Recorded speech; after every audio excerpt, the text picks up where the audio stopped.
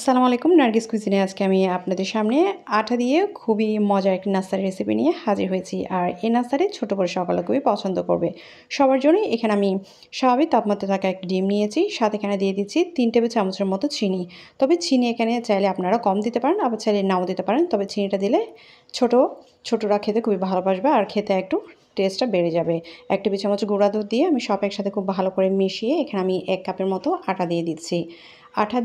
তারপর এখানে দিয়ে দিচ্ছি ১ চা চামচের মতো বেকিং পাউডার। সব মিশিয়ে এখানে আমি কুসুম গরম দুধ দিয়ে দিচ্ছি। তবে এখানে যদি আপনারা দুধ দিতে না চান তাহলে সেক্ষেত্রে এখানে পানিও দিতে পারবেন। এখন কুসুম গরম দুধ দিয়ে আমি পাতলা এরকম একটি ব্যাটার তৈরি করে নিয়েছি। এখন চুলায় আমি একটি কড়াই বসিয়ে দিয়েছি। এই কড়াইয়ের মধ্যে আমি একটু করে তেল ব্রাশ করে দিচ্ছি। তবে আপনারা চাইলে এই কাজটি একটা সুতির একটা কাপড়ের মধ্যে তেল লাগিয়ে এটাকে এভাবে মুছে দিতে পারেন। তারপর ২ চামচের পরিমাণ ব্যাটার দিয়ে আমি প্রথমে ১ থেকে ২ মিনিটের মতো অপেক্ষা করব।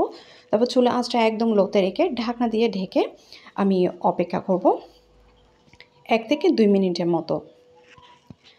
১ থেকে ২ মিনিটের পর আমাদের এই নাস্তাটি খুব সুন্দরভাবে রেডি হয়ে যাবে। আটা দিয়ে যে এত মজার নাস্তা তৈরি করা যায় তা আজকে আমি এই নাস্তাটি তৈরি না করলে বুঝতে পারতাম না। এভাবে করে আমি একে একে সব নাস্তাগুলো তৈরি করে নিচ্ছি।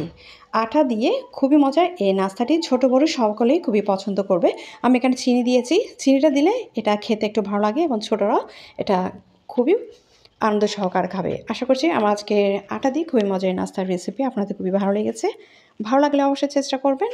আর এই নাস্তাটি কতটা সফট এবং নরম তুলতুলে আর ভেতরে কতটা জালিদার হয়েছে সেটা আমি আপনাদের একটা নাস্তা ছিঁড়ে দেখাচ্ছি।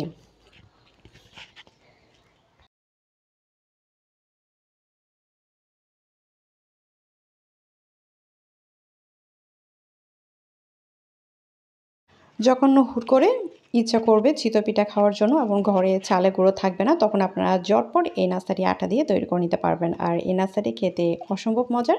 আশা করছি আপনারা অবশ্যই চেষ্টা করবেন।